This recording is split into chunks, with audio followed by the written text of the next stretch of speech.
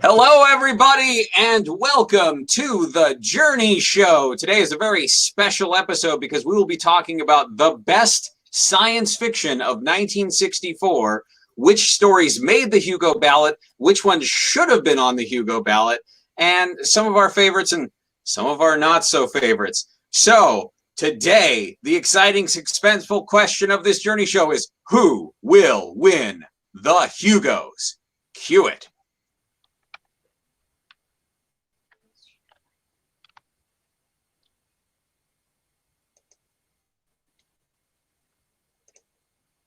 It is. No.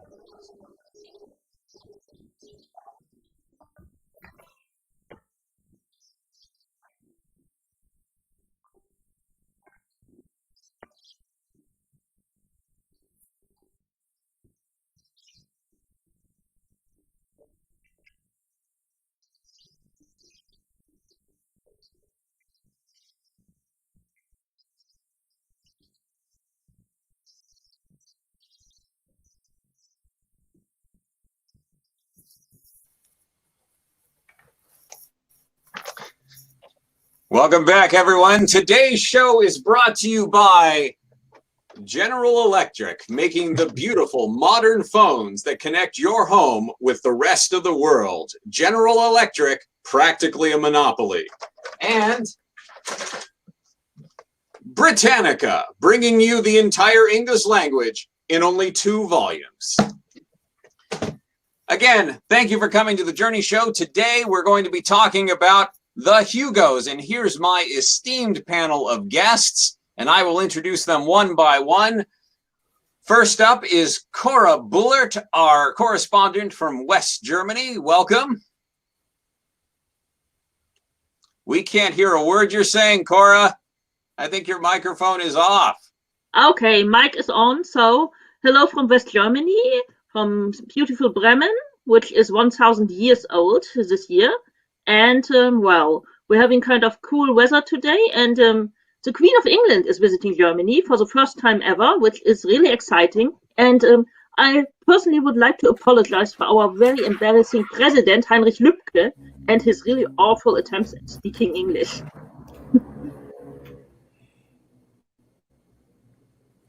Our next guest is another Hugo finalist, James Davis Nichol. Welcome. Hello, greetings from Kitchener-Waterloo, Ontario. That was brief. All right, and our next guest is Rosemary Benton, one of our very, very first fellow travelers. Nice to be here today, and lovely to see you all. And again, short but sweet, but I've got a lot to say about the thing we're going to talk about later. Fantastic. And our final guest, at least until the young traveler comes for the dramatic presentation section, is Jason Sachs, who literally wrote the book on comics history. I know just a little bit about that. It's almost as long as the history of Seattle, which is only about 100 years old, as opposed to 1,000 years old in West Germany. I've kind of wandered off doing some log chopping, so hope you can enjoy my more casual attire this week. It's 1965. The Beats and the hippies are starting to take over the establishment.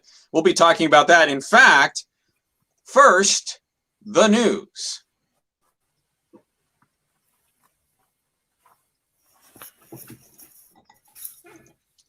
So you are looking at, on the left, the first Black American woman to be appointed to one of the highest posts. She is the new ambassador to Luxembourg. This is Patricia Harris, and the woman on the right is her predecessor, Washington socialite Pearl Mesta. So we wish great success to Patricia Harris, who is certainly on to a long career in the Foreign Service. Meanwhile, in Red Square last week, the Soviet Union paraded a cavalcade of missiles and other military armament. This particular photo is exciting because it has been hinted that this is the first glimpse of the rocket that carried Sputnik and Gagarin into space. However, other sources are saying this was much too small for this to fit that role, and in fact, this is some sort of Soviet misdirection. Either way, it's long and pointy and impressive. In the Dominican Republic, fighting still continues between the rebel forces and the democratically appointed military junta government. This week, the exciting development is the Organization of American States has finally landed a several thousand strong peacekeeping force to relieve the American forces, which have been there since April 30th. In fact, a new truce has been called, and hopefully we will stop seeing the dribbling of death reports in our news on television. Speaking of death, the inaugural flight of Pakistan Airlines from Karachi to London ended in disaster somewhere near Cairo when Flight 705 crashed, killing all on board save for 6 passengers. The cause of the crash is still unknown, and while air travel remains one of the safest ways to go between cities, yet we still keep seeing these traumatic catastrophes in our news almost weekly. Speaking of calamities, in Vietnam, perhaps in response to an escalated raid that followed 6 days of failed peace talks between South and North Vietnam brokered by the United States, a massive North Vietnamese raid destroyed 2 battalions of South Vietnamese troops and killed dozens of American forces. Indeed, our involvement in Vietnam appears to be getting to be too much for the American public to handle. And while polls suggest that the majority of Americans are behind increased intervention in the Indo-Chinese country, in fact, the first teach-in at, of course, UC Berkeley in California attracted perhaps 30,000 attendees, teachers and students protesting our involvement. And ending the news on the lighter side, skateboarding appears to be the new fad that's taking America head over wheels. That's right, we have professionals, young and old, and some amateurs getting into this sport, what Jan and Dean called sidewalk surfing. Have any of you tried this new and exciting fad? And now we're going to open it up to our major feature, which is discussing the Hugos category by category. So our lovely moderator behind the scenes is going to show you where you can see the crib sheet for the Hugos, so you know what we'll be talking about. The very first thing, of course, we'll be discussing is Best Novel nominees. So in addition to showing you the crib sheet on the Hugo nominees, and it'll look something like this, but more extensive because it's a Galactic Journey article, which you all will receive in your mail as if by magic momentarily. But also you'll be receiving a poll, so you, the viewers, can participate at home and tell us what you think should be the best novel.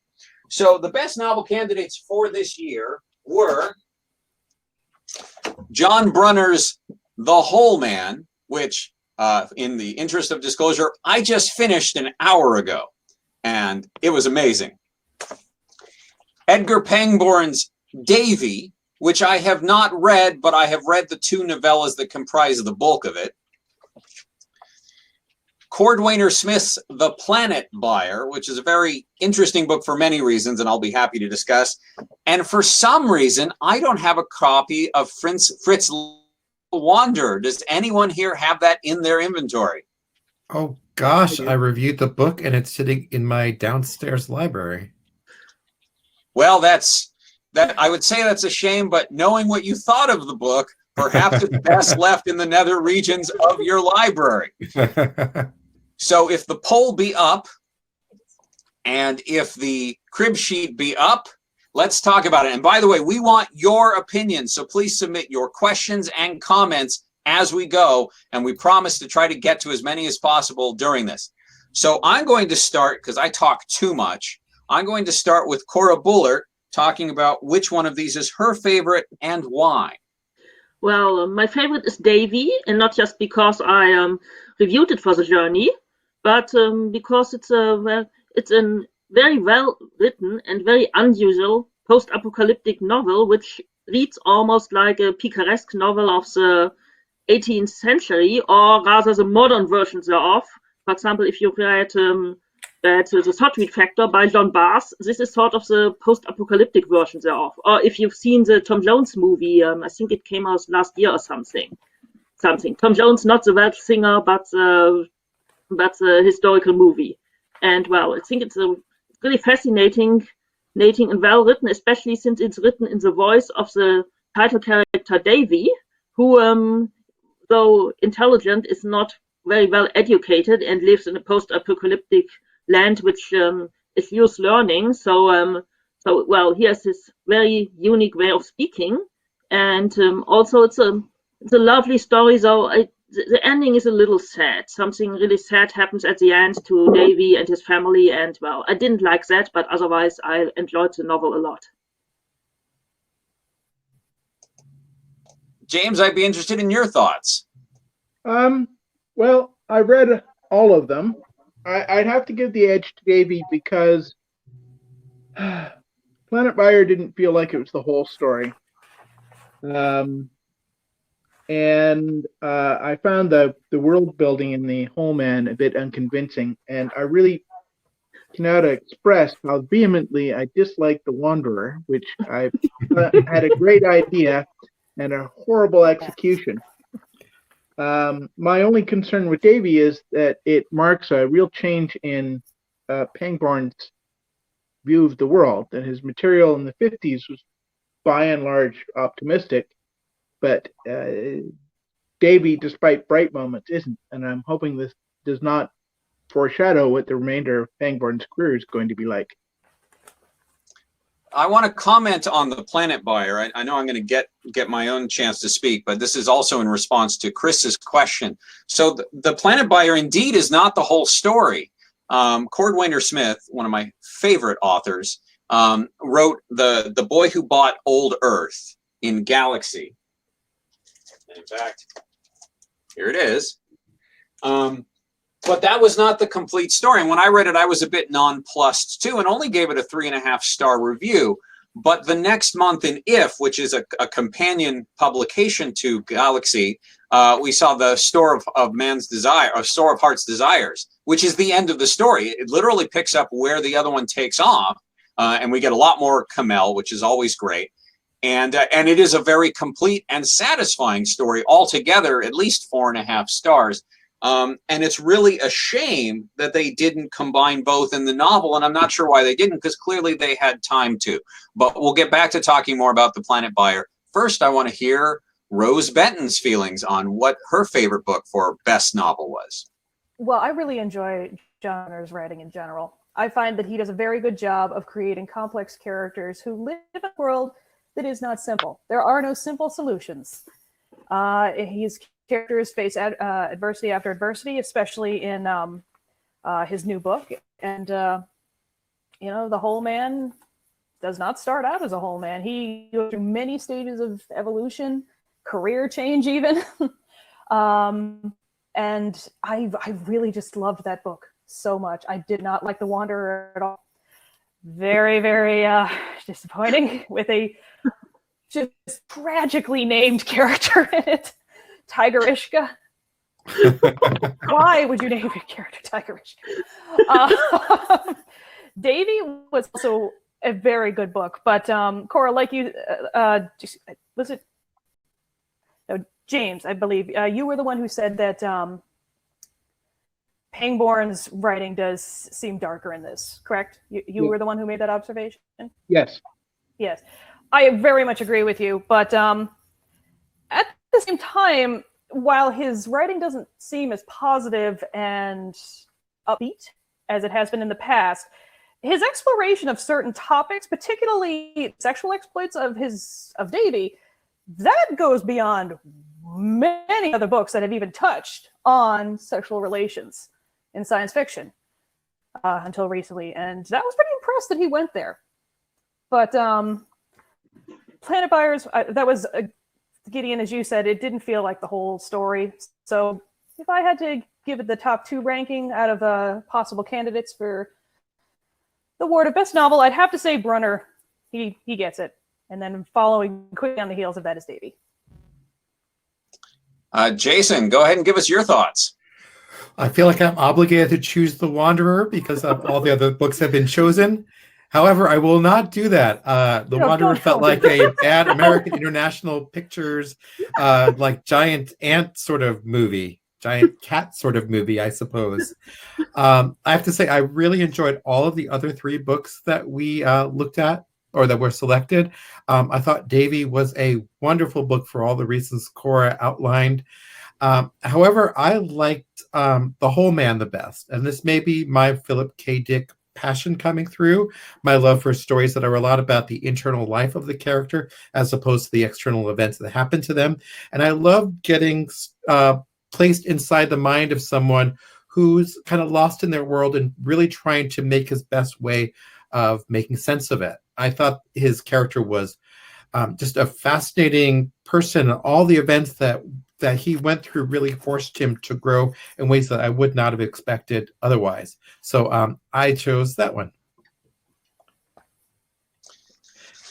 And I'll tell you my choice, and then I will tell you briefly, since we have a lot to cover, who I thought should have made the Hugo list and was surprised didn't. So originally when I scheduled this show, my plan was to vote for Cordwainer Smith, no question. However, because The Planet Buyer is incomplete and you have to have read the whole thing to get it, it's not fair to judge it based just on this. I started The Whole Man at noon yesterday because I thought, well, I should read it if I'm going to be talking authoritatively about it. And I could not put the thing down. And I read it until noon today. It was an extremely quick read. I think I read an average of a page per minute. So this was done in 3 hours. And I was very impressed. In particular, I liked that it was one of the few distinctly and explicitly asexual protagonists, which is something we don't see very often. Usually he comes into contact with lots of men and women, and it's very clear there's no romantic interest. There's personal connection, but there's no romantic connection. And it was really interesting. I was most deeply affected by The Whole Man. Again, I haven't read The Liber, but I'm not going to feel like I missed out. With regard to other things that should have been chosen, and Janice may show a link to the AA. We'll direct you to how you can view the Galactic Stars nominees. I know which one Rose is going to pick. Yes. I was surprised that Harry Harrison's The Star Slogger is one of the most biting and also funny indictments of American involvement in various military enterprises missed the list. So that was surprising. I agree that All We Marsmen, Chris, I'm talking to you, was quite a good novel. However, while the book came out last year, the original serialization came out the year before. So while I nominated it for the Galactic Star for 1963, it did make the list for 64. And now I'm going to pass this on to Cora. Who should have made the list? Well, my favorite novel not on the list last year was Message from the Eocene by Margaret Sinclair. It's an absolutely amazing book.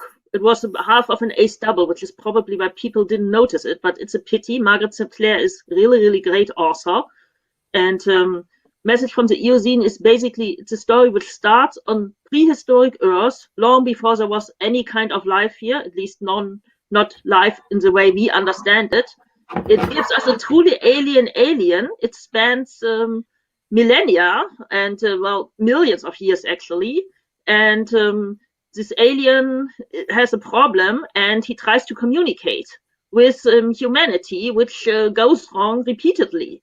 And it's a truly fascinating book, and it's very trippy, very strange, very good, and I think everybody should read it. And I'm really sad that it didn't make the Hugo ballot. It's definitely better than The Wanderer. And I will point out that it looks like The Whole Man won our little poll, followed closely by the Cordwainer Smith, and finally there was some votes for Davy, and surprisingly no votes for Fritz Leiber's The Wanderer. No. James, which books should have made the list? I don't know that I have a whole list, but I was a little disappointed not to see Lloyd Biggles' All the Colors of Darkness on the list. Isn't that a great book that Yep. completely missed the radar? Yep. I'm quite fond of Mr. Biggles' work, but he doesn't seem to attract the accolades that I think he deserves. Rose, I know who you're going to pick. I'm actually very happy with the nominations, although I'm a little sad that J.G. Ballard, not only because of his passing, but his books. You mean H. Beam Piper? But H. Beam Piper. I'm sorry, H. Beam Piper. Yes. He's a loss to the science fiction genre. I would have liked to have seen not just Little Fuzzy make the lists for his books as award winners, but I'm just very happy that Brenner made it. I was just blown away by the whole man. Very glad to see that one on the list. By the way, Rose, if you have the ability, if you can raise the volume on your mic, you're slightly quieter than everybody else. Okay, let me see if I can do that. Or just talk louder. Is that helpful? Sure. All right. Okay. And Jason, who would you like to see on the list? I don't think you're going to hear a surprise from me either. It's Martian Time Slip by Philip K. Dick, which I think is just a brilliant novel that encompasses so many fantastic science fictional themes, aliens, telepathy, as well as human themes of depression, existentialism, feeling lost in the world. There's a twist that happens about a third of the way through the book that I've read it twice now. It takes my breath away each time. And I just think it's a magnificent work. Right. And one thing we're not going to do is ruin the plots of these books for you. If only there was a word to describe when someone spoils the plot of a book before you've read it. At some point, they'll have a good word for that when someone spoils a book. Well, I guess we'll probably have to wait a little before someone comes up with a term that catches on. All right, moving on, we're going to talk about Best Short Story. And unlike the Galactic Stars, which is a far superior award, they don't break down by category or length. And as a result, they omit quite a few deserving options. However, the options they do give us are Little Dog Gone by Robert F. Young, Once a Cop by Rick Raphael, and Soldier Ask Not by Gordy Dixon. So once again, I'm going to pass it off to Cora. I want to know which one you thought was the best. Well, I liked all three of them, even though they're very different. And actually, Soldier Ask Not is probably it's not my favorite, but it's a very topical theme, especially with the US involved in Vietnam. I really liked Rick Raphael's Once a Cop because it feels very much like an action movie, or it's an American TV show. I'm pretty sure you know it. It's called Streifenwagen something in German, and it's Highway Patrol in the US. And this is basically the futuristic version thereof, and I liked it very much. The only thing I didn't much like the ending. I didn't want to see the pilot. Should have ended a little earlier than it did. But my favorite is actually the one that was not on my radar at all, and that I didn't read until I saw the ballot, and that's Little Dog Gone, because it's a very unusual story. It's a little bit like Davy, actually, because Davy has a lot of scenes with a traveling theater troupe, and so does Little Dog Gone, and it's a very sweet, very touching story about alcoholic actor. Okay, so yes, that is, and teleporting alien dog, and a woman who plays a kind of Sheena of the Jungle character, and how they fall in love, and it's a very sweet story. But let's just say, if you have issues with harm to animals, you should be careful, because it did something I didn't expect it to do. But don't worry, there is a happy ending. Excellent choice. James. I don't think I like the Raphael as much as other people did. I am just not a fan of that particular genre. The Dixon is part of a larger series, I think, which is thematically very ambitious, and I'll be interested to see whether he can carry it off given the constraints of the genre. of the ones on offer, the one I liked best was the Robert Young, because it seemed, yes, seemed in many ways the most successfully ambitious of the stories that were up for the award. So of the ones that made the ballot, I'd have to go with Young.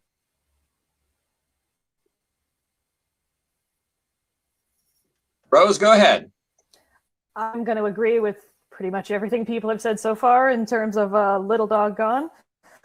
Young writes a very fun world, really interesting cast of characters, interesting situations. They exist well in almost the fantastical kind of world that he's created.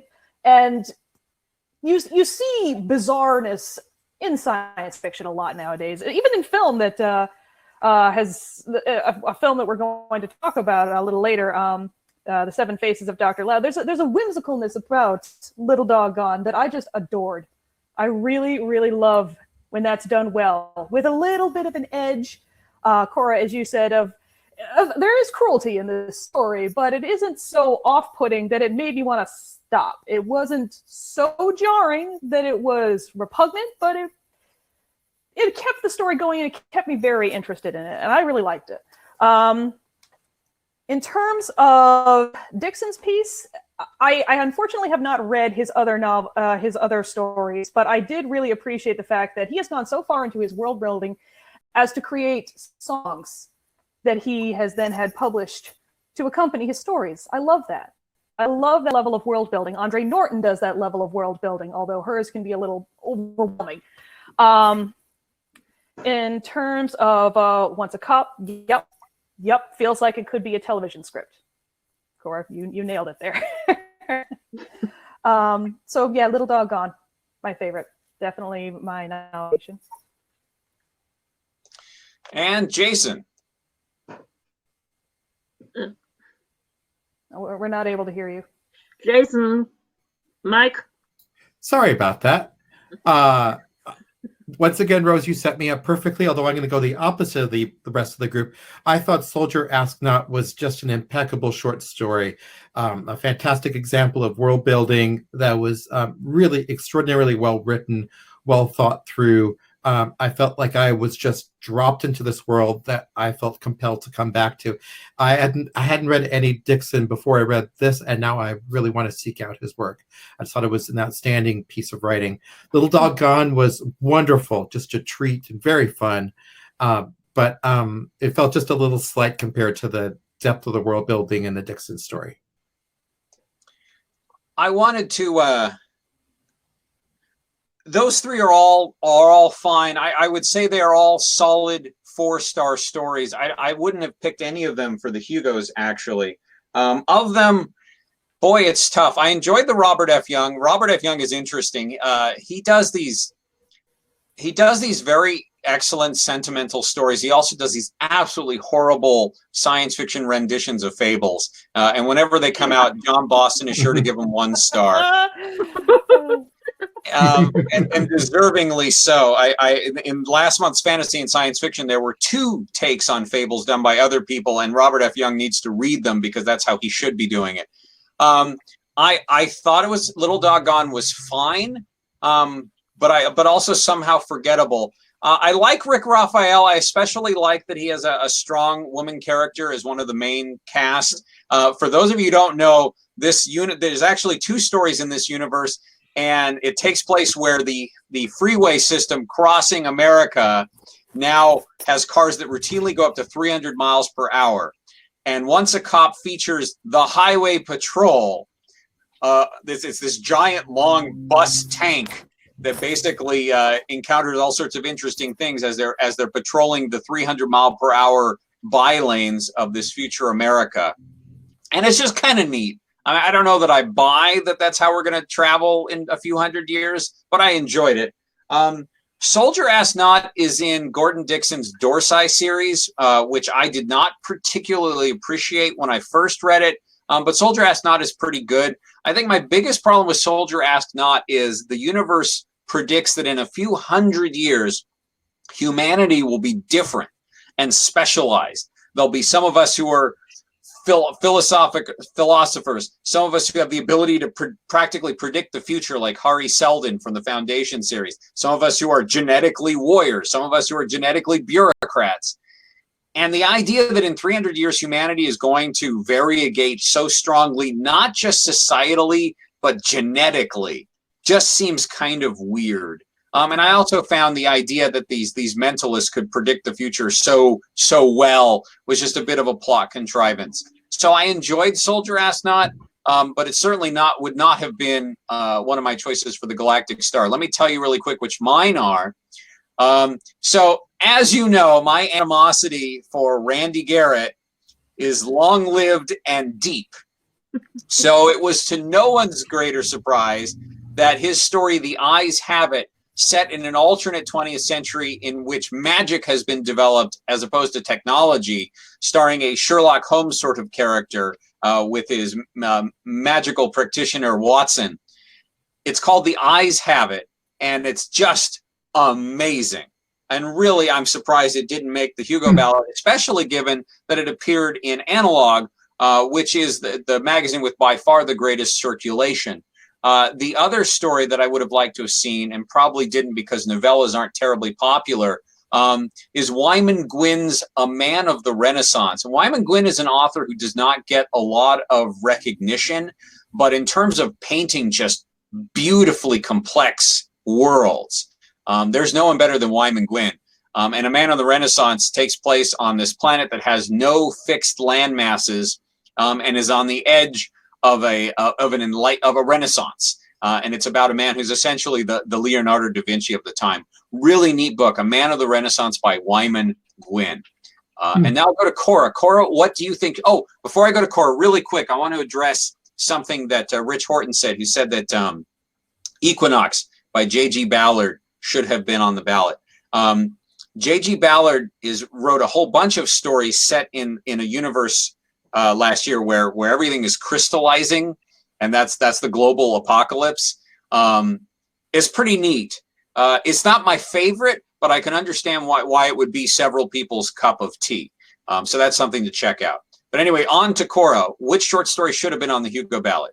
Well, I'm surprised that we don't see Lords of Quarmal by Fritz Leiber and Harry Fisher on the ballot, because it's a Verfahrt in Grey Mauser story, and those always get nominated. Well, it's a novella, but so is Soldier Ask Not and Once a Cop, and I'm really surprised to see it missing. I also agree with Gideon on The Eyes Have It. I don't like Randall Garrett either, but this one was good. And then finally, I'm surprised that we're missing The Day of the Great Shout by Philip José Farmer, which was also awesome. That's the one where everybody who dies is suddenly resurrected along a river. And it was amazing, but I think it came out too late in the year. It was in December or something, so it was probably, a lot of people probably didn't get to it in time, because I think the ballots went out in November or something. Yeah, I think that's definitely an issue where Little Doggone came out in January, so that was a real easy one to catch. But yeah, I think stories that come out late in the year are handicapped, and that's why you get a second bite at the apple with the novelization the next year, often of serializations. But short stories don't get that luxury. James, what story should have been on the ballot? Well, I was a little surprised not to see Cordwainer Smith's Dead Lady of Clowntown, I think it's called. The voters seem to like his fiction, and that was, I think, the only short piece he had out in the appropriate year. Except for The Store of Heart's Desire. Oh, was that also? Right. It came out right after the Boy Who Bought Old Earth. But yeah, there was a lot of stuff I liked that came out last year. Clark had The Shining Ones, and there's a guy called Thomas Dish who had a short story called Descending that was quite nice, although I don't think he's quite what the Hugo voters are looking for. But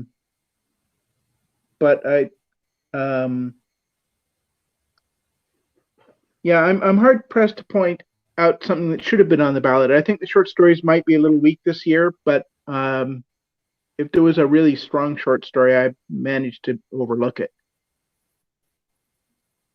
Rose? I will admit that I don't know if this was a republication of a story of Fritz Lieber's from a earlier magazine, but I really quite enjoyed the collection of short stories that accompanied the Ace double novel paralleling The Million Year Hunt by Kenneth Bulmer. It was a selection of stories that did what Fritz Lieber does well, which is show humanity as almost inconsequential on a larger scale. If he can really focus on that concept, he can write really good, almost horror level science fiction. But unfortunately, we get the Wanderer sometimes. But yeah, Ships to the Stars, that short collection of stories, I quite enjoyed those. But like I said, I'm not positive that they aren't reprints from earlier, so I don't know if they would be Hugo eligible for this year. The Tom Dish actually got a Galactic Star, Descending did. I believe it was Mark Yon who reviewed it. James, what was the first name you said that you were surprised not to see on the ballot? I had a thought about it, but now it's escaped me. The Cordwainer Smith. No. Although now I'm wondering if I remember the name right. Oh, no, you got it right. Paul Linebarger, by the way, who I saw referenced in Avalon Hill's General. You were, the Lady of Clowntown. So it's interesting. A lot of people really like that story. That is probably the first instrumentality story that I didn't like. I thought it was a little, it was a little affected even for Cordwainer Smith. You know, Cordwainer Smith just walks this fine line between too much and too little. And I felt that one aired on the side of too much, but I recognize I'm a minority opinion in that regard. Jason, go ahead. I have to echo Cora for the Day of the Great Shout. I just thought that was such a compelling story. I desperately want to go back to that world. I just think it's wonderful. But my favorite that probably was a reasonable choice was Zelazny's The Graveyard Heart, which I thought was just a cleverly written book. And probably a real portrait of what it would be like if we did have time travel, where the rich are just going to have their fun and kind of not pay much attention to what was around or what sort of problems they cause. It's funny it's that Philip Jose Farmer is such a hot choice this year, given he's the person about whom it was said if there are people who are almost always good, Philip Jose Farmer is always almost good. But it seems everyone's in agreement on liking him. Zelazny's interesting. He's really good a lot of the time. Sometimes he's a little too deliberately affected for my taste. And interestingly, it was mentioned by some of our commenters, but no one in this panel. Ursula K. Le Guin is a new author, and she's got this interesting series set in these floating islands. And The Rule of Names was one of her stories that came out last year. I think I've enjoyed everything she's come out with. I don't think anything's quite hit me as hard as her first story, April in Paris. But she's a very solid fantasy author, and I suspect we're going to see a lot more from her. All right, let's move on to our next category. This probably won't take too long. Best Pro Magazine. So as you know, Galactic Journey covers every single magazine, English language magazine that comes out every single month. And it's a tremendous goal. Hold on one second. I have to close my window. The neighbor is smoking. And I recognize that's commonplace in 1965, but I don't have to like it. So stand by.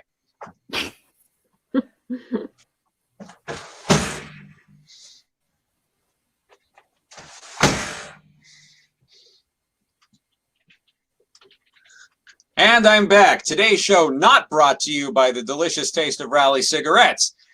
So if I had to tell you what my favorite was, well, I don't have to guess. We actually have it in the Galactic Stars which one I picked. I think it was one of the Fred Pohl Trinity.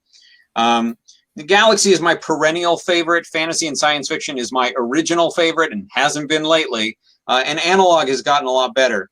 So the choices are Analog, Fantasy and Science Fiction, Galaxy, and If, which happen to be the 4 magazines that I personally collect. So those magazines are interesting. Hugo nominees and Galactic Stars came fairly equally from all of them. Cora, do you have a particular favorite of these or any that aren't on the list, like Sel Goldsmith's 2 magazines or either of the magazines? Well, of the ones which actually are on the list, my favorite would be Galaxy, followed by If. Fantasy and science fiction used to be good, but has been weak lately, and Analog is a little bit stale. Analog needs a shake up, I think. It's probably getting better, but actually I'm surprised not to see New World from Britain, which is very good, and Worldcon is in London this year, so British people, why didn't you nominate it? Also, I love Sally Goldsmith-Lully's two magazines. I love Fantastic, which is amazing and which never gets nominated. I mean, not amazing as an Amazing Stories, which is not amazing at the moment.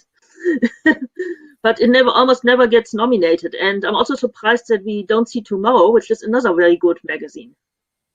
Fantastic is where we tend to see the new Fawford and Gray Mauser stories, and also where Kayla Gwynn tends to live. And by the way, looking at my records, it looks like New World actually got the Galactic Star last year. It's too bad we couldn't have Mark Yon joining us for British Perspective this time around. He's unfortunately, well, no, he's in the same time zone as Cora, so No, he's 1 hour earlier. All right, James, go ahead. Of the ones on offer, it's really a toss-up for me between Galaxy and If. I think they're very consistently readable. Astounding makes me sad because it may be better than it has been in recent history, but it's nowhere near where it was 15 years ago. And the prospect of opening the pages to discover which wingnut bit of science John W. Campbell's decided to embrace this month is unfortunate. Harsh but fair. Speaking of which, I'm really hoping that we get Jeanette Ng on our show sometime in the next couple of months, because I would love to have her thoughts on John W. Campbell Jr. Of the ones that didn't make it, Fantastic is often top drawer, but doesn't, judging by the circulation numbers, isn't doing its thing where people can see it. Unfortunately, very few people read it. One of the advantages that Astounding has in getting on the Hugo ballot is that people are actually aware that it exists, which is a significant hurdle to winning awards. But I don't know what Fantastic is doing wrong, but things don't seem to be working in their favor. Maybe it's distribution. If it doesn't get on the stands, kind of like Gamma, although Gamma, while it had 2 excellent issues, the 3rd and the 4th were pretty terrible. I think it was Chris who had to review the last one, and I feel sorry for them. By the way, Analog is interesting because last year was their one whole year in this format. This is what's called Slick, and it's full page, and they did it so they could get some advertising. Unfortunately, the advertising they got was Silvana and IBM, and I can't imagine that they were really getting anything out of their advertising dollars. So I'm not surprised that this format didn't win out. It's also no longer matches any of my other digest-sized magazines, which is just a shame. So, boo and yay. I will say that Analog has surprised me a lot this year. They've gotten better. Rose Benton. My choices have to be limited to Galaxy, Galaxy and Analog, because so much of what I read comes out in the form of an ace double, and I really enjoy them when I am picking them up at the drugstore. But I don't read the magazine so much, so my choice is actually more of a rose-tinted. Exactly, there you go. Is a rose-tinted perspective. I love Galaxy. A lot of the stories that I have discovered because of ace doubles, as such, have been originally published in that magazine. They consistently have a lot of good stories that people still talk about. But Analog, not as much so, I feel. The stories that I've seen as reprints from Analog or expanded novellas from Analog stories, they don't come across as often, and what I have read is a little hit or miss occasionally, so Galaxy would be my first choice as a strong base foundation magazine. Unfortunately, I can't really offer too much of a current view of it because, as I said, I mostly read the reprints when those come out. Well, and in fact, novels are becoming the wave of the future. I just want to put in a very quick plug. This is a book that did not make it this year as on the ballot, but Tom Purdom's I Want the Stars is an amazing progressive book.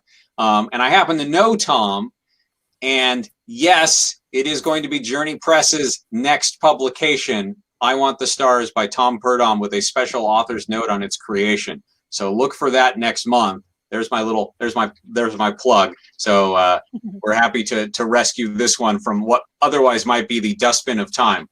And Jason, your favorite short magazine? Pointedly not fantasy and science fiction. I'm just not enjoying Abram Davidson editorial reign there. It has been a bit like pulling teeth. When he's publishing great work, it's outstanding. But there's just a lot of kind of chaff. So I guess by default, effectively, it falls to Galaxy for most of the reasons that Rose was talking about.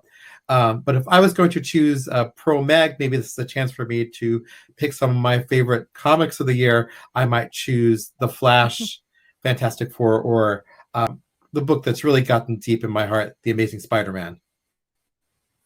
I have to wonder if comic books will eventually get their own Hugo category. I mean, let's face it, the science fiction in them is more laughable than the worst Twilight Zone episode. But that said, that doesn't keep them from being fun. All right, so let's move. So the winner of the poll appears to have been Galaxy. No great surprise there. So let's move on to the next category, which is Best Fanzine. And I'm afraid to say this, that despite the fact that I understand Galactic Journey was supposed to be on the ballot, Hugo ballot, 3 years in a row, including this one, we didn't appear on the 1963 ballot, the 64 ballot, or the 65 ballot. I don't know what kind of chicanery this is, but it's starting to get annoying. So wherever you are, if you have a chance to vote for Galactic Journey, write us in. We want to win Best Fanzine this year. I don't want to have to wait some arbitrary number, like say 55 years, to actually win the Hugo. Vote for the Journey. Yeah. All right. Yes. So I don't know how many of us keep up on the fanzines. I was disappointed. I saw another television show where several talking heads were discussing their Hugo favorites. And when they got to fanzines, they shrugged and said, we don't read the fanzines. And I was very disappointed in that, because they were a fanzine. And it just, fanzines are people too. And there's a lot of great fanzines out there. And what's really interesting is the line between professional and fan is actually pretty blurred. And some of the best fanzines have as much professional content as some of the prozines. So the ones that are on the ballot, Double Bill, Yandro, and Zenith, all of them have professionals in them. I would probably give the nod to Yandro just because they've been on the ballot so many times, and Juanita Colson and her husband do such a good job with it that I think they finally deserved it. But all of those magazines are what they call gen-zines, which means they include news, poetry, articles on fandom, art, sometimes art by big professionals. And they're worth reading. I tend to stick to the news zines like Ratatosk and Focal Point. And then there are ones that are strictly fiction. And some of them approach the standards of professional magazines, and some of them do not. So of those, I would probably say Yandro. And Cora, I'm interested in your thoughts. Well, I also, well, I like all of them. They all do good work. I also have to admit I don't read fanzines, the US fanzines, as much as I should, simply because it's a lot easier to get a professional magazine than to get a fanzine, being on the other side of the Atlantic. But I think I'd also go with Yandro. They've been doing great work for a long time now. And also, Juanita Colson is the only woman this year on the Hugo ballot. And I think that also, because I'd really love to see more women on the Hugo ballot in any category. Also, I'm a bit disappointed that we don't have Best Fan Writer this year, especially since I was told I would be nominated, as would be James and some other great people. And well, again, we are missing. So what is wrong, London Worldcon? You would have my vote, Cora.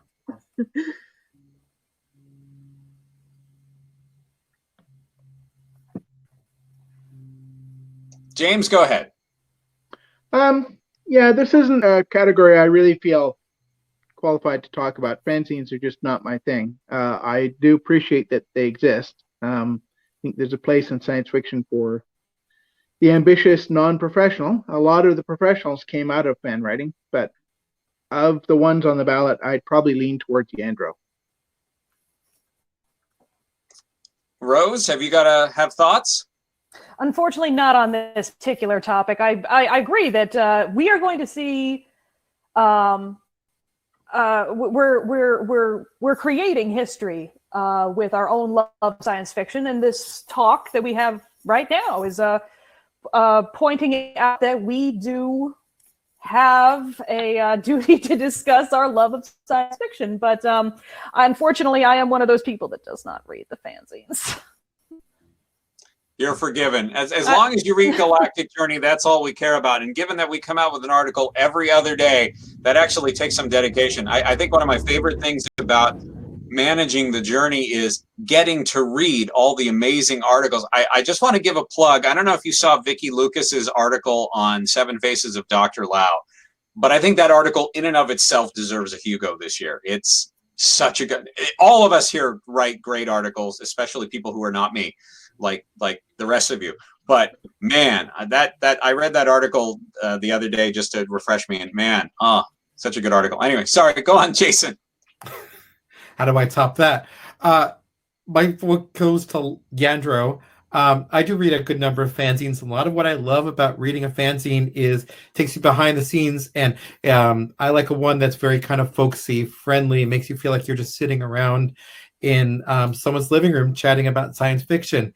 And the Coulsons are just a very welcoming couple who just seem to really enjoy having conversations about not just science fiction, but politics and everything else under the sun. And so I just find it to be a very welcoming, pleasant way to spend a couple hours.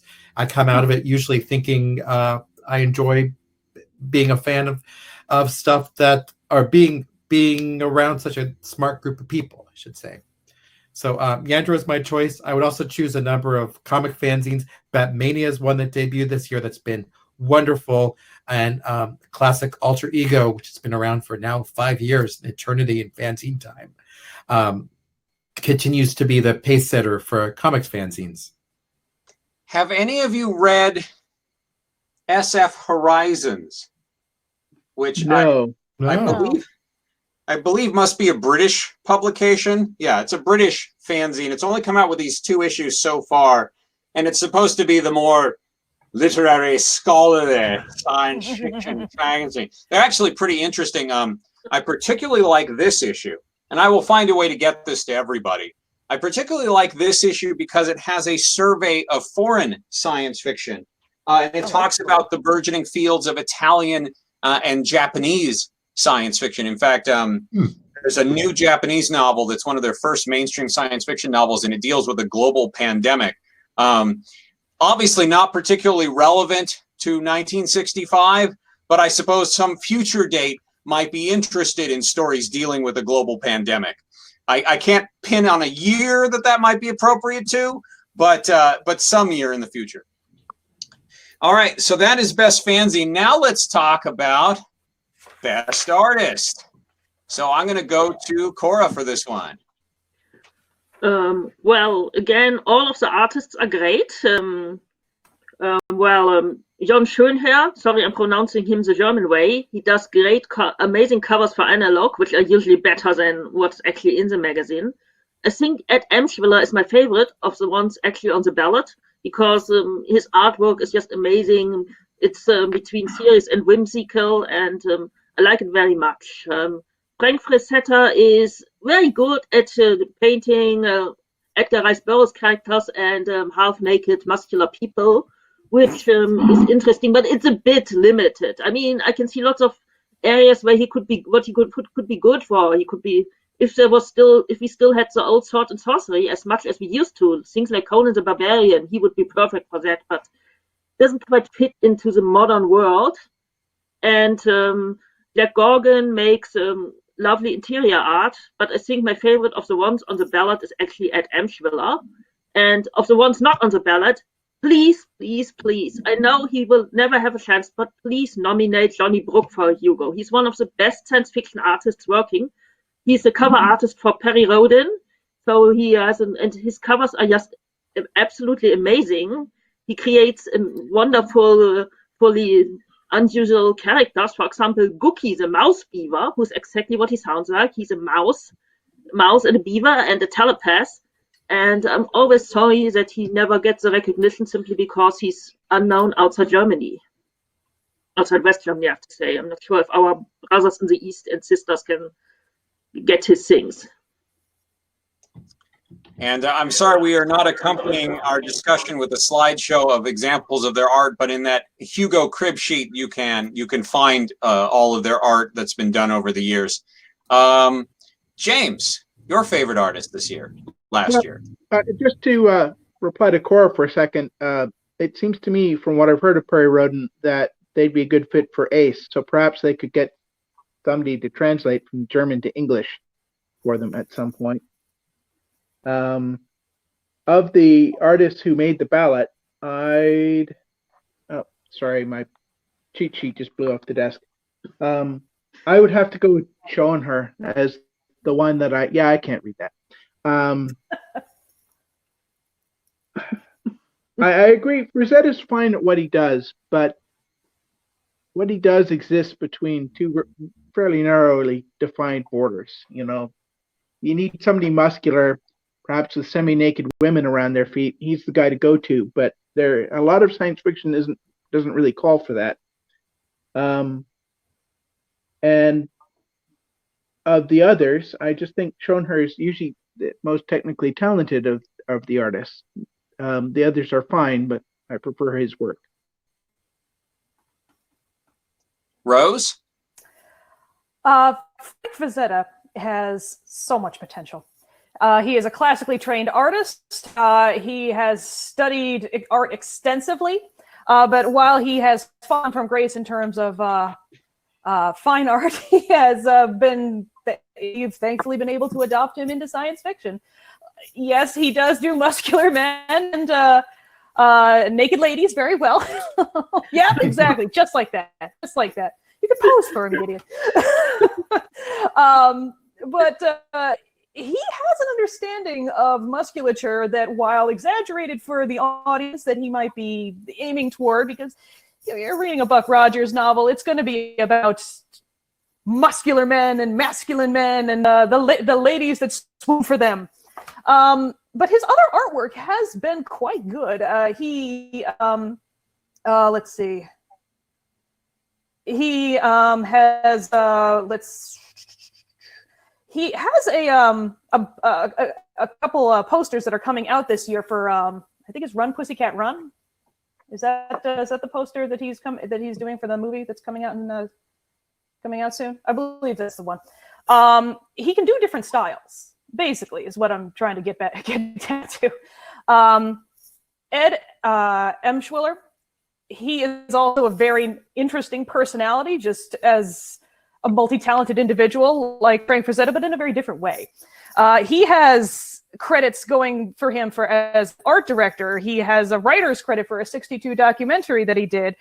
He's done camera operations. So he is a multi-talented individual, although I don't like his artwork as much. I look forward to seeing him hopefully come out with a lot of very interesting films. I think he's a very talented individual, and he's going to create some great stuff for sci-fi.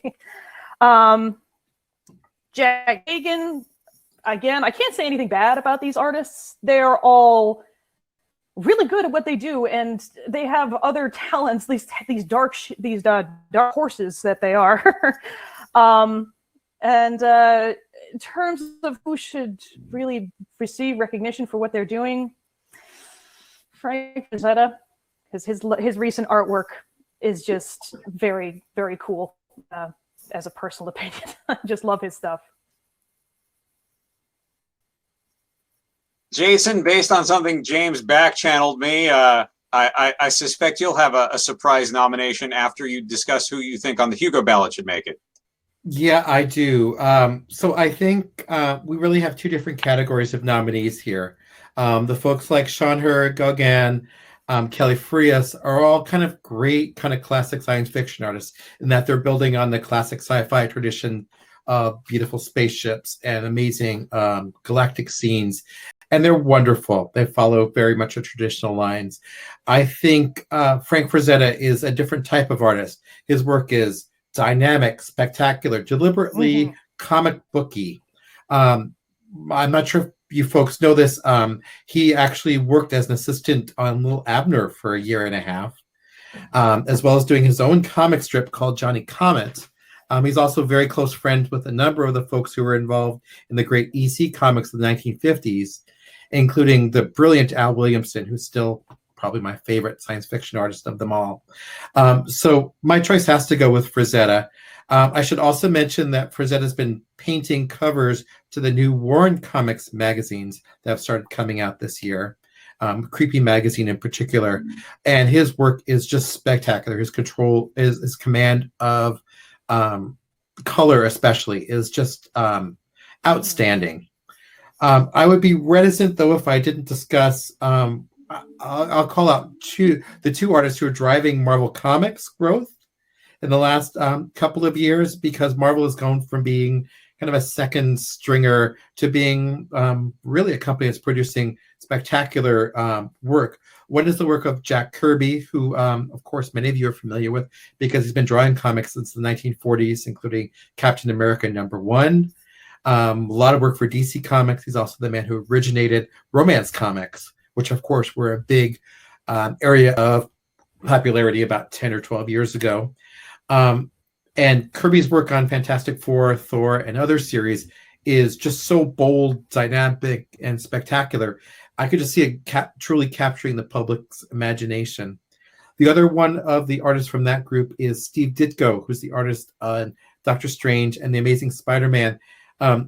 If Kirby is big, grandiose, spectacular moments, Ditko is the interior, the deeply felt feelings about special moments, and they provide such a wonderful contrast with each other. Both are outstanding professionals who do spectacular work, but of course, because they're not really working for the science fiction magazines, they wouldn't be nominated for Hugos.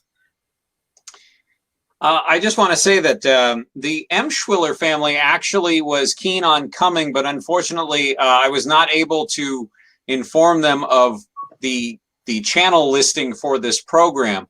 So I will be sure to let them know when the Kinescope is available, because I know that the Emshwillers wanted to see us discussing them. And going on with that, I will say that I've always liked Ed's work, and of course I've always liked Carol's both modeling and writing. Of the two, Carol's the one who actually does science fiction writing, and I'm hoping one of her works eventually makes it into our Rediscovery series. Speaking of which, an artist who is not on the ballot, and I don't know that I would nominate him this year, but perhaps he has a shot at it next year, is Kelly Frias, who was a mainstay of the 50s and then disappeared for a long time. But I notice he's around quite often these days. But my vote definitely has to be for Shanha.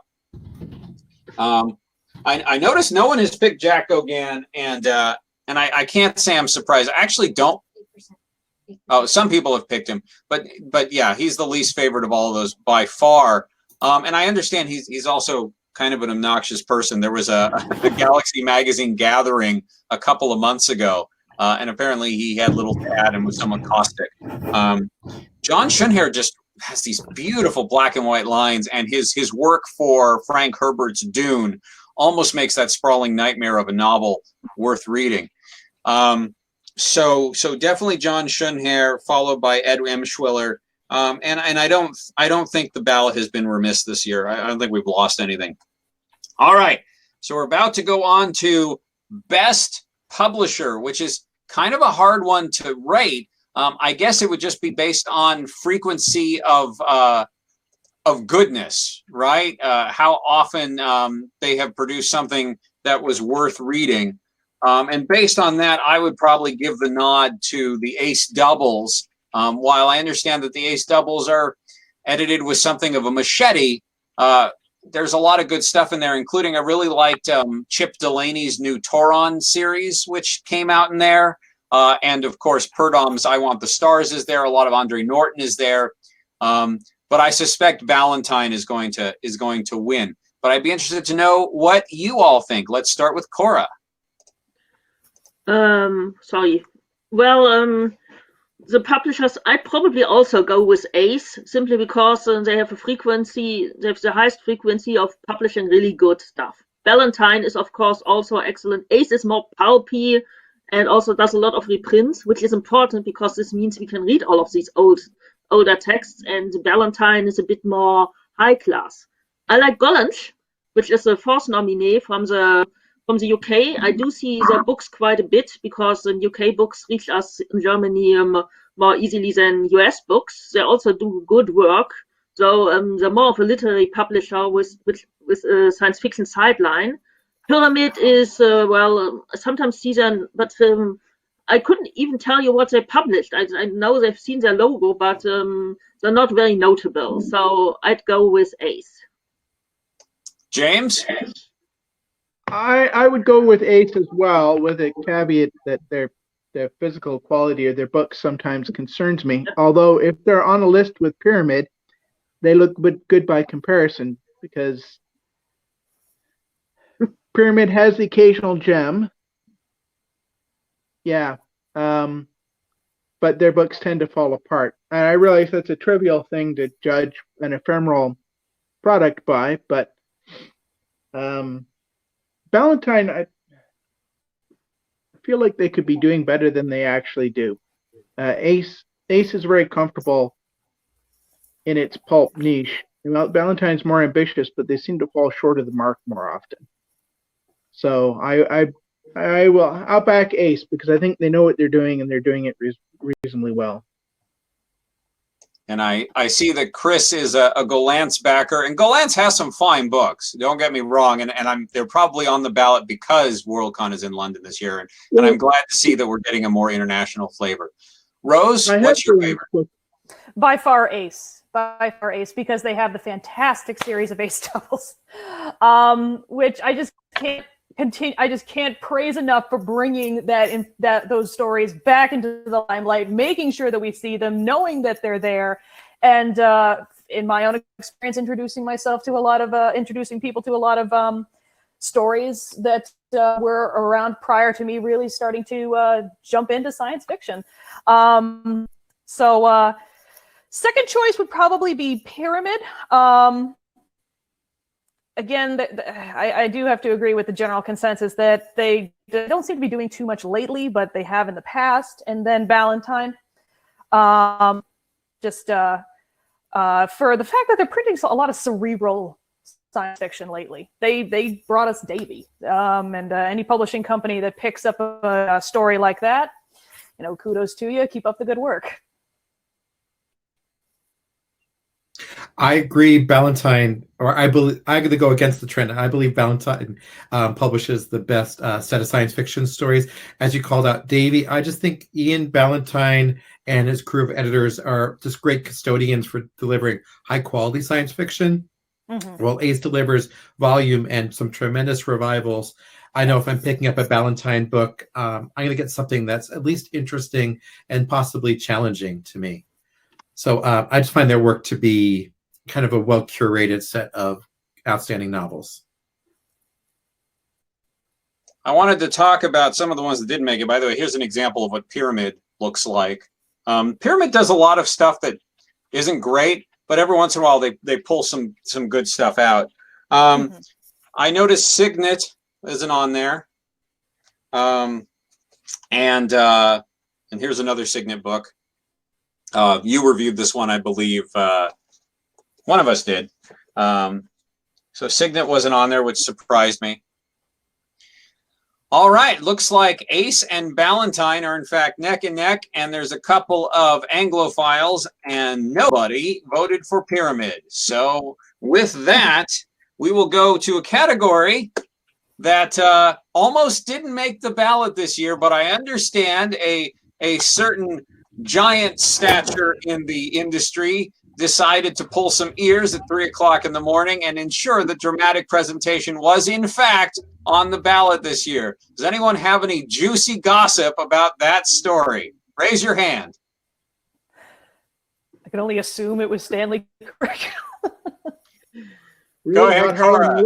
Well, I've heard that a certain science fiction author, a talented young man who's also a screenwriter, an American, was really annoyed when he got the Hugo ballot because he was hoping for a nomination for some of his screenplays for Outer Limits, which unfortunately I cannot see in West Germany, but I hear it's good.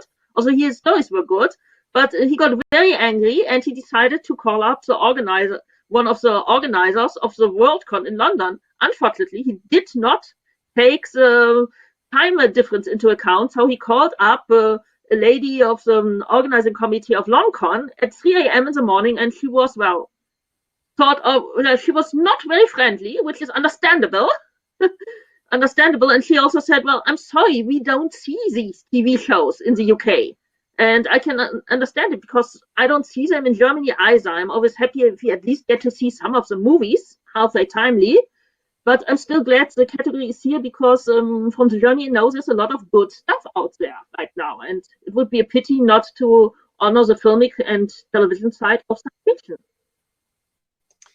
So yes, Harlan Ellison. So today the two choices we have are Dr. Strangelove by Stanley Kubrick and The Seven Faces of Dr. Lowe. I don't know who directed that, actually. Oh, George Powell, of course. And Harlan Ellison is not on the ballot, despite the fact that I actually enjoyed the episode starring Robert Culp. So I'm going to start off with Lorelei, who has seen both of those, is intimately familiar not only with those, but other science fiction movies and shows of last year, and she's going to tell you who she thought should win. Oh man. Well, I greatly enjoyed both movies, Dr. Strangelove and The Seven Faces of Dr. Lowe. Dr. Strangelove was definitely, I could clearly see the parallels between it and Failsafe. And I actually quite enjoyed the parody it had of it. Neither movies I would necessarily call science fiction. They were more both social commentary. I remember describing The Seven Faces of Dr. Lowe as social commentary wrapped in special effects. But like I said, and lysergic acid. But I greatly enjoyed both movies. If I had to choose, I would say I think Dr. Strangelove was a tighter put together movie, but I enjoyed the message of Seven Faces much better. It was a much more positive movie, and less of that sort of biting satire. So I would say I would actually choose Seven Faces of Dr. Lowe to win simply because it was such a wonderful experience and had such a positive message. I could do without the romance in the movie. I found it quite creepy, but I understand that it wasn't in the original novel, and they decided to add that in, I assume for Hollywood purposes. But also as somebody who has dabbled in special effects makeup, this makeup was absolutely superb. I still didn't realize that Medusa was also played by Tony Randall. That was amazing. But yeah, both of them great movies. I highly recommend them both, but I'd say Seven Faces just edges out right on top. Wow. By the way, Tony Randall will be on Password next week. So if you get a chance, watch Alan Ludden host the next week's episode of Password featuring Tony Randall. Lorelei, are there any movies that you feel should have made the Hugo ballot that came out last year? Oh, well, if I dust the cobwebs, the only one that comes to mind right now is Failsafe, because on the topic of it, because it was like such a good nuclear thriller. It really captured just the tension that the Cold War has pressing down on all of us. Oh, that's right. Mothra versus Godzilla was an absolute treat. And I don't know if I'd necessarily call it science fiction. Of course it is. So I hope that in the future someday we get giant monsters roaming the earth, because Mothra is just the cutest. And it's a female too. Right. Female super monster. Yeah, like getting the representation. But yeah, I would say that I enjoyed Mothra versus Godzilla, but I don't think I would give it a Hugo Award.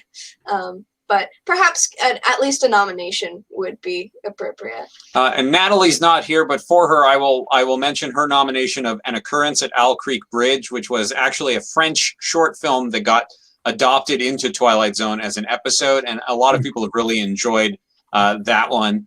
And I will go on to Cora. Well, unfortunately, I haven't seen The Seven Faces of Dr. Lau yet because it hasn't had a West German release. I'm really looking forward to seeing it since it sounds and looks amazing. But I have to go with Dr. Strangelove by default. But also, I think Dr. Strangelove is a very, very good movie. And I'm not a huge fan of all of these nuclear war movies because they're usually very depressing. I think On the Beach is the worst of them. We're spared from the nuclear war. Okay, let's commit suicide. Well done, Australia. And I'm also not a huge fan of Fail-Safe, but Dr. Strangelove, simply because it is a parody, is actually, I enjoyed it in the way you can enjoy a film about the end of the world. But I think it works. Stanley Kubrick, the director, who also did Spartacus and a lot of lesser-known movies, is really, really good, and I think a person to watch. And also, I want to tell, also, if you think Dr. Strangelove looks amazing, if you've seen the amazing War Room set, that's the work of a gentleman called Ken Adams, who was born in Vienna and then left Austria just in time to escape the Nazis and as a young man, and now he's an amazing film set designer who also works on the James Bond movies. So, which is actually, I'm surprised we don't have Goldfinger on the list because it's really, really good, but apparently, maybe it's a bit too borderline. But of the ones actually on offer, I would go with Dr. Strangelove. The things I'm missing, well, I'm surprised we don't have any Doctor Who, because especially since Worldcon is in the UK, but I think I understand there was no dramatic presentation on the category on the ballot occasion. Of course, no one outside the UK has seen Doctor Who yet, but appears to be very good. Also not so surprised that the Outer Limits and Twilight Zone episodes missed it, simply because, well, Hull and Allison probably blew that one for everybody. And one thing I would have loved to see is the wonderful German movie, Der Hexer, or rather The Ringer, which is a wonderful West German movie. It's also more borderline science fiction about a vigilante called The Ringer, who can, well, basically disguise himself as everybody else via rubber masks, and he pits a bunch of nasty criminals who murdered his sister against each other until they murder each other, until they kill each other. He only kills the final one. It's a wonderful movie. It's hilarious. It's very funny. It's based on a novel by Edgar Wallace, who's a British thriller author who died sometime in the 1930s and is extremely popular in Germany right now. And well, I love the Edgar Wallace movies, and The Ringer was one of the best.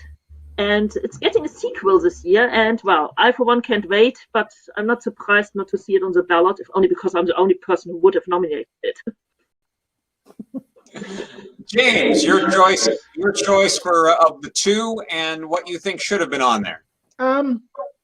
Unfortunately, Kitchener-Waterloo is something of a cinematic desert. And the only one that I had seen was Strangelove, which I thought was a wonderful black comedy. But then I'm fond of such Tom Lehrer songs as So Long Mom. So it's the sort of thing that would appeal to me.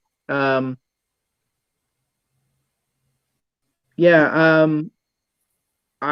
really can't think of anything that I could imagine would be better than the Kubrick. I think science fiction lucked out in getting that on the ballot this year. Because our tastes tend to be more towards the spectaculars. I don't know if you've heard this, but apparently Stanley Kubrick and Arthur C. Clarke are teaming up for a movie that is tentatively titled Journey Beyond the Stars that takes place in the far future year of 2001. Hopefully we won't have to wait till 2001 to see this, what will probably be a cinematic masterpiece and perhaps the most grounded in science fiction movie we've seen since Destination Moon. Mm-hmm. Rose Benton. Yes. Oh, we're talking film now. Very exciting. All right. So, Dr. Strangelove. Let's just talk for a second about Stanley Kubrick. The man is a nightmare to work for, but he is so tight in his storytelling. He is so dedicated to getting across the atmosphere of what he's trying to do and the tone that he's trying to set. He does an excellent job. As a director, and yes, he also was I believe he was received writing credits as well for Dr. Strangelove, working with the author of the book that he adapted, which was Red Alert. Dr. Strangelove is a magnificent film. It's funny. It's incredibly dark. It came out surrounded by drama because Failsafe was supposed to come out around the same time from the same company that was going to be the production company, and Stanley Kubrick just wasn't having it. So he got to put his film out first. Then Failsafe came later, and the two films are very similar, and for not surprising reasons because of the source material and the drama that surrounded that. It's not really a science fiction movie so much as people have been saying. It is a satirical movie, but the what if quality of it, I think, definitely makes it worthy of being on the ballot. It's an alternative Earth kind of a story, so it's science fiction. The Seven Faces of Dr. Lau, on the other hand, is an interesting choice as well, because it like Andre Norton's material. I've just read a bunch of her books, so she's very much on my mind lately. She and the Seven Faces of the worlds in those two stories. Is it science fiction? Is it fantasy? There's this understanding that there's something bizarre going on, and the worlds are grounded enough that they could be real in a science fiction kind of way. They happen if science gets to that point. But there's elements of it that make almost fantasy. So Dr. Lau has the fantastic special effects by William Tuttle, who we got Forbidden Planet out of him. So he alone right there is worth hiring. It's a lot more whimsical than Dr. Strangelove, certainly. Very different kind of tone. Upbeat in the almost polar opposite of Dr. Strangelove, where everybody gets to survive and live happily ever after, versus Strangelove, where we're in the safe room. We'll be fine. Everything will work out for us. We're not worried. In terms of who I think should win, Dr. Lau feels like an older story. It doesn't feel as current and like it's pushing limits the same way that Dr. Strangelove does. So Dr. Strangelove, I feel, is more very deserving of the award. Should it win. What should have been on the ballot? As a Vincent Price fan, I wish I could say that there were some movies of his that really should have been on there, but I understand why The Mask of the Red Death, as a personal favorite, wouldn't have made it on there. The cinematography in that is, again, as a running theme, exceptionally good. But that's really kind of the most it has going for it. I mean, Dr. Lau is very worthy. Dr. Strangelove, very worthy films of these nominations. So, yeah. I find it interesting that we have the two choices both had doctor in the title, giving respect to our PhDs of the science fiction world. But they also featured a single starring actor in multiple roles. In fact, Peter Sellers was going to be in 4 roles, and ultimately his 4th was just too funny, so they cut it down to 3. But so he's in 3 roles. Tony Randall has 8 roles. Blink and you miss it, but he plays himself as an extra in the audience during one of the circus scenes. I pointed out, I said, "That's him." I was like, "Oh my God, you're right."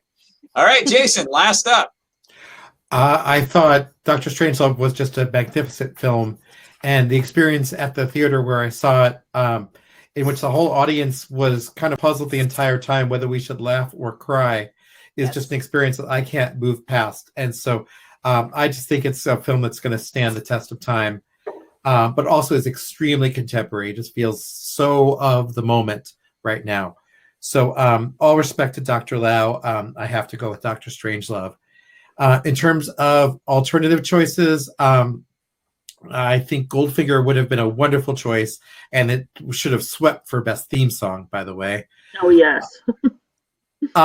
And my other choice would be, as we like to call it among my friends and I, Guy with the glass hand, not Demon with the glass hand, because there's nothing demonic about the Robert Culp character in The Outer Limits.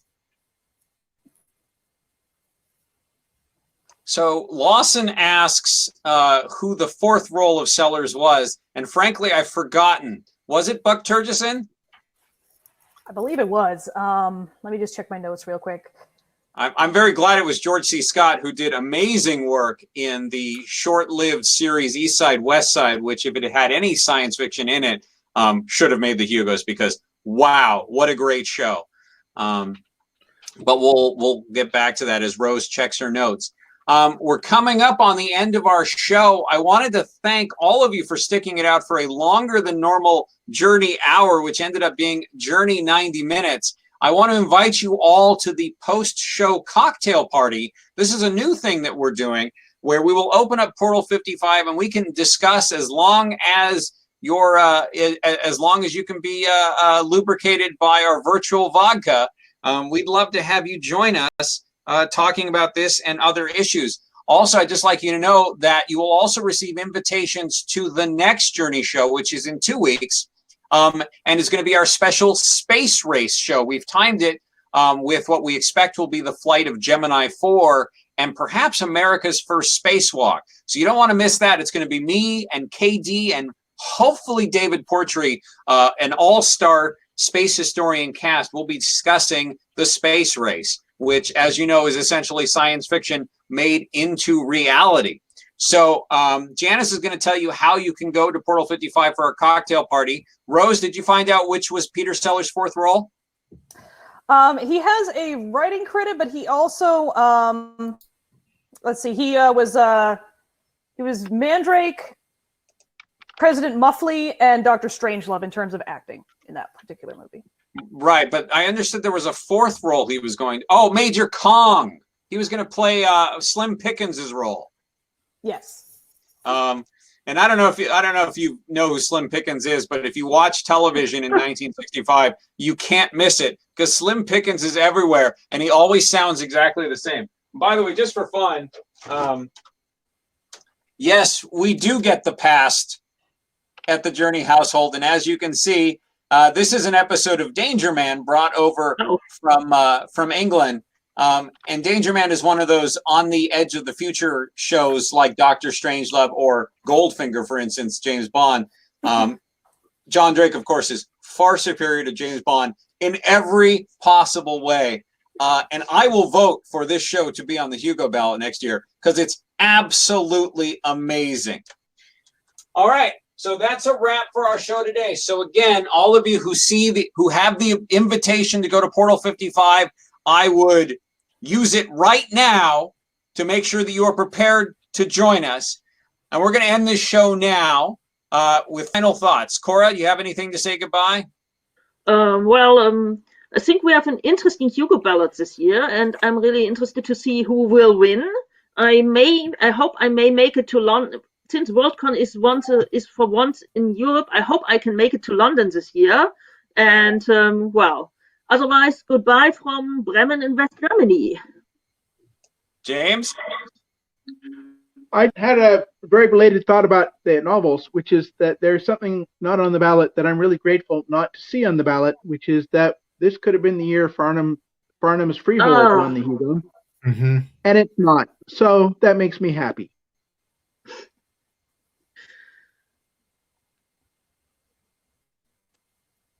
Rose? Well, we didn't see Doctor Who make it into the best dramatic presentation, but I just remembered that there is a shout out in Dr. Lau regarding the fact that Dr. Lau's circus tent is a little bit bigger on the inside than you would expect. Bigger on the inside than on the outside. I have And to that is wonder. exactly if what there's they any sort of said. coincidence there. I don't get that reference. I'm sorry. Doctor Who You and should the talk- TARDIS. you should be talking about this Jessica Doctor Who Holmes' thing, article, and they are I've only read about it. I'm not very familiar with it. It's a TARDIS reference.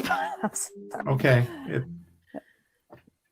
None of us have seen Doctor Who, Rose, because we're all in America.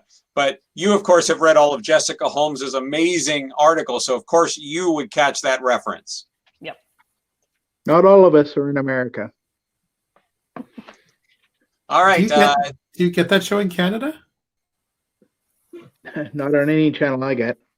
Okay. Oh, I didn't realize we had another foreigner in our midst. James, sorry for the assumption. Yeah, Kitchener has two channels, CKCO and CBC, and they're both kind of grainy. All right, Jason, parting thoughts. I just really enjoy being part of this group, and I think we all agree that as long as the Wanderer doesn't win the Hugo this year, we'll be happy.